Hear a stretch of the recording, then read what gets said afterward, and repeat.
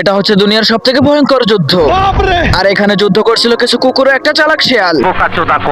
কিন্তু এই যুদ্ধে শিয়ালটি শোচনীয়ভাবে হেরে যায়, যার কারণে শিয়ালটি অস্ত্র ছেড়ে দিয়ে তার বেরেন্দা যুদ্ধ করতে শুরু করে দেয়। এরপর যখন একটা কুকুর তাকে ধরতে যায়, তখন সে চালাক শিয়ালটি এই কুকুরটিকে ঘোল খাইয়ে দেয়। এরপর সেই দেশের প্রধানমন্ত্রী কিছু স্পেশাল কুকুরদেরকে ডেকে নেয় সেই খতরনাক চালাক শিয়ালকে ধরার জন্য। আর এই স্পেশাল কুকুরদের মধ্যে পিকু নামে একটা ছোট কুকুরও ছিল। এরপর সে বুড়ো প্রেসিডেন্ট বলতে থাকে যে ওই শিয়ালটিকে ধরে আনতে পারবে এই বড় মাংসের পেস্টটি তারই হবে। আর কুকুরগুলো এত বড় অফার পেয়ে দৌড়ে চলে যায় শিয়ালটিকে ধরার জন্য। কিন্তু পিকু আস্তে আস্তে হাঁটতে থাকে, কারণ সে ছিল অনেক অলস। এরপর একটা কুকুর সরাসরি শিয়ালের ঘরের ভিতরে ঢুকে যায়, আর শিয়ালকে বস্তায় ভরতে গিয়ে সে নিজেই বস্তাবন্দি হয়ে যায়।